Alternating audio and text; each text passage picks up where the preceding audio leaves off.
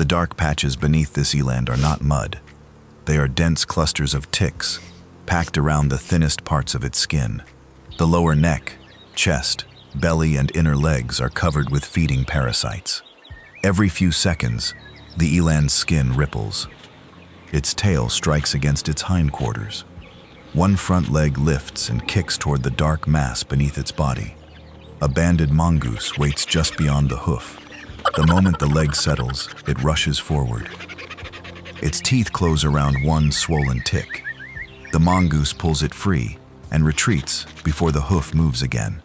It has taken the easiest parasite. The largest cluster is still hidden beneath the front shoulder. Before the mongoose can approach again, every member of the family turns toward the grass. A pale-backed honey badger is walking toward the tree. Earlier that morning, the eland had been feeding with the rest of its herd. As the temperature rose, it left the open grass and moved toward the shade of a thorn tree. The animal lowered its heavy body onto the dry ground. Rest should have reduced the strain of the morning. Instead, the irritation continued. Some ticks were still small and flat. Others had already fed until their bodies became round and dark. The eland could scratch part of its neck with a hind hoof. It could rub one side of its body against the soil. But the darkest patches remained beneath the chest and between the legs. The animal shifted again and again. Each movement relieved one area while exposing another. Nearby, a family of banded mongooses was searching through dry leaves. They were looking for beetles, larvae, and other small prey hidden near the roots. At first, the eland was only another large animal resting in their feeding ground. Then it scratched the side of its chest.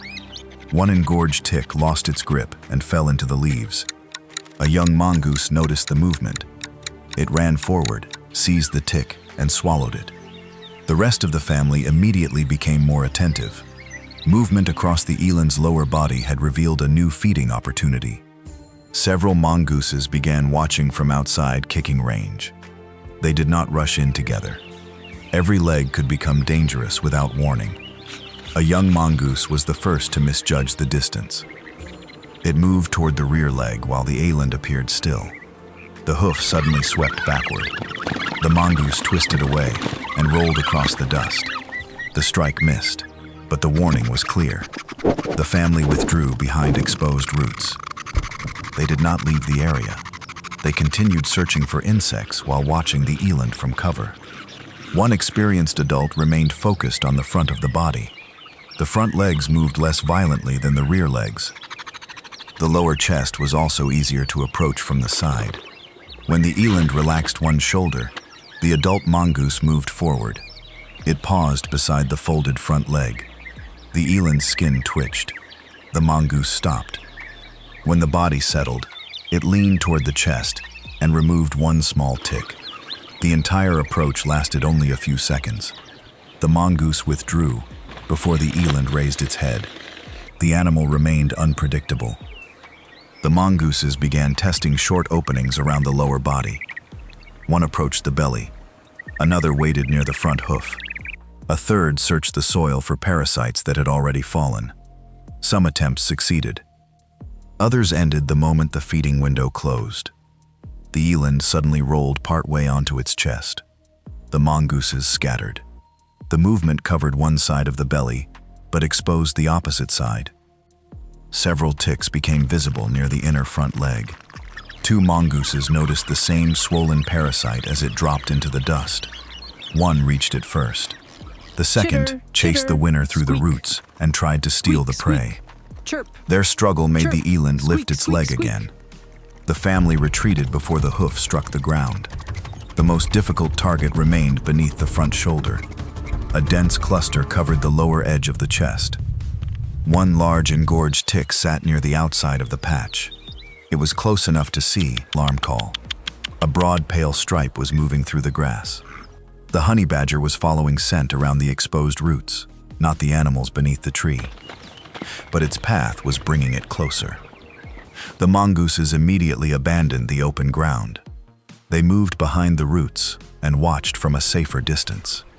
The eland also detected the approaching animal. It raised its head and stood. Several ticks loosened as the heavy body shifted. One fell from the chest. Another dropped near the front hoof. The mongooses saw both of them. They did not move. The honey badger was still too close. It passed beneath the edge of the tree and sniffed the disturbed soil. For a short time, all three species occupied the same patch of shade. After checking the roots, the honey badger continued across the grass. The mongooses waited until its pale back had almost disappeared. Only then did they return. Three animals rushed toward the ticks that had fallen during the interruption. One mongoose secured the larger parasite. The others searched the leaves for anything else dislodged from the eland's coat. The eland remained standing for several moments.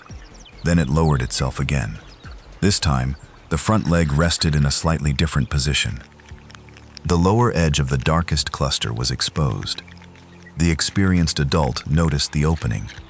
It approached from the front, where the eland could see it. Each time the eland moved, the mongoose stopped. The distance between the hoof and the chest was narrow. The mongoose lowered its body and slipped beneath the shoulder. Its teeth closed around the large engorged tick.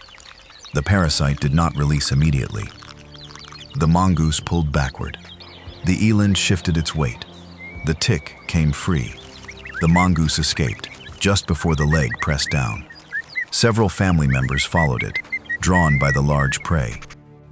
Behind them, other mongooses collected smaller ticks from the soil. The eland had not been cleared of parasites. Large, dark patches were still visible around its lower body. The mongooses had removed only what they could reach safely. Soon, the eland rose again. It shook its coat, turned toward the distant herd, and walked away from the tree. The mongoose family remained beneath the branches. They searched the disturbed soil and dry leaves for anything left behind. Banded mongooses are opportunistic hunters of small prey. They usually search for insects, larvae, scorpions, and other animals close to the ground. An accessible tick can become another food item. This is a scientifically plausible reconstructed encounter. Direct cleaning of eland by banded mongooses is not presented as an established partnership.